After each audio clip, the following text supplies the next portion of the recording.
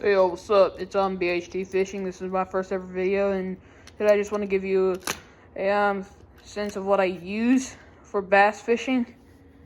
And I want to show you all my lures that I use to catch game fish and bass in South Carolina. So first off, we're gonna start with my best bait, a chatterbait from Z-Man. This is supposed to make vibrations, and it's really good for night fishing. I don't know why, but these treble hooks got really tangled. You know, this is my Googan crankbait. Its bill right here makes it dive and wobble extremely well, and its adequate cover and shad-like design helps you throw it in a rock without it getting stuck on anything. So right here's my little minnow.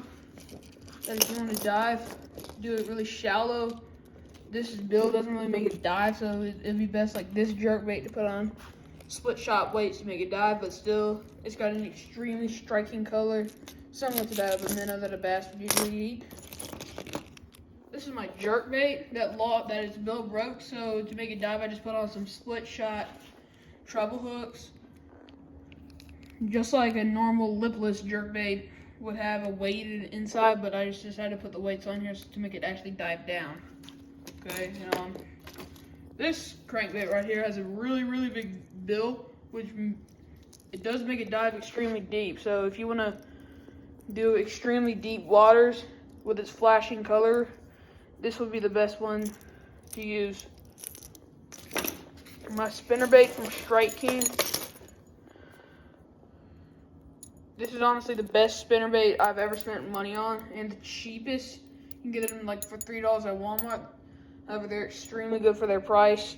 And I remember Strike King, they're red-eyed. In fact, their blades, when you spin around, they make like a little flash that resembles a skullfish that the bass will get disturbed in sunlight and they'll chase after it. My soft baits, I have some crawfish or a bug that's got claws and these shiny things that shine in the light.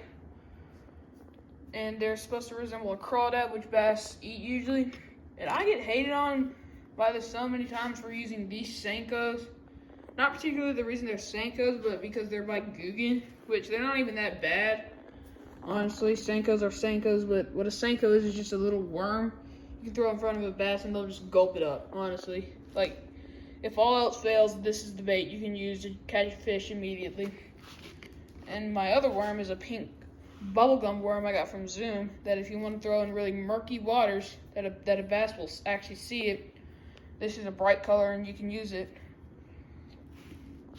This little soft bait on my shad jig head is a fluke light thing that I put on my shad jig head, that if you just want to glide it around, there's not a bass in the water that wouldn't want to eat this.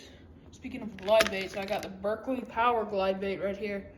It smells awful. That's what happens with Berkley. They make it that way, and I love the way they put these treble hooks right here. And these little things that are supposed to resemble fins, I really like. And I also have some things you can use in a river, especially are these swim baits. If you wiggle them around in the fast enough in water, they resemble a fish trying to swim around. And this is the best muskie and pike bait, but I fish for bass, so if you want to go up to the Congaree River to catch smallies, this could be a really good lure for you to use. On my top water now, this is a jitterbug, which means it has a sloppy type of motion. This thing causes it to, and this is supposed to resemble a grasshopper that's near reeds. If you throw it there, a bass will usually strike it. So if you're on top water and you just want to find a place that has a ton of grass, this would be a really good lure to use. And my frogs here, this is like my go-to top water lure. Like if there's any weeds on top or any lily pads, you just throw a hollow body there. That's like the only lure that has a weedless body, and that can provide an extremely good hook set when you get it. And this open one thing can also act as a chugger, an open water chugger, which is really good. Next up I have my Whopper Plopper. This thing is a propeller right here, spinning around, striking the water whenever you move it.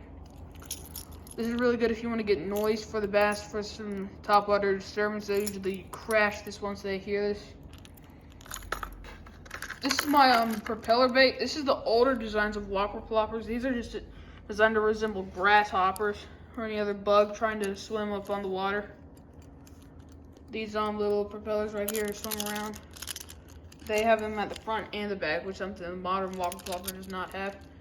And finally, it's just the classic open water popper that resembles any little minnow or bug. This open water disturbs it, kind of like my open water frog. And all of my lures mainly come with these little treble hooks right here. They're pretty nice. But the annoying thing is they get caught onto absolutely anything, so it might be a pain to take out your stuff. Here are my rods and my reels right now that I use. Right here I have my St. Croix medium heavy fast action rod, 6'6". The stickers cracked, but they were cracked by Amazon delivering it, so I can blame them for that. Don't ever buy stuff from Amazon.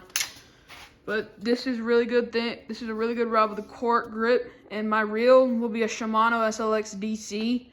It's a digital controlled reel that's a bait caster, and they're from Japan, but they're extremely versatile, especially when it comes to hitting bass water. If you want a really strong one, I'm getting this in. This rod is also extremely durable when fishing freshwater. My other rod I use is my I got this from Walmart actually. This Ugly Stick. It's a 7-foot medium action. It's a spinning rod actually, because I originally had a little spinning reel on this, but I put a bait caster on it. My first ever bait caster. It's a Casking Royale Legend Pro. You can get these on the online, but this thing, you can put bait casters on spinning rods. It doesn't change a thing, but I would not put a spinning reel on a casting rod. That my St. Croix rod over there is a casting rod, and as you can see, this is a spinning rod, but the bait caster works perfectly fine on here. This is a Casking Royale Legend Pro on a St. Croix. An Ugly Stick Light Pro by Shakespeare. You can order these at Walmart. The bait caster that you gotta order online. And I have some spider wire 20-pound braid on there. My final rod, my brother's rod, which I sometimes use if I want to go live bait. Oh, my rod. It broke when he tried to hook set a huge bass, but it still works. It's a this is a Lew's speed stick with a cork grip, and it's got a Abu Garcia spinning rod. There's also an Abu Garcia rod that the spinning reel came with, but it broke. So we decided to get the nicer rod and put the Abu Garcia on here. Spinning rods are really nice if you want to use live bait or use a worm bait like that pink bubblegum Senko he has on there. He also put cork on, which is like your average bobber, but for bass, and he's got a huge live bait hook or any worm hook. And he has 20-pound mono that we had. And if I want to go saltwater fishing, which that's not really my thing, but if I ever feel like doing it, god damn, this thing is really hard to set up. By the way, my fishing thing is so messy, y'all.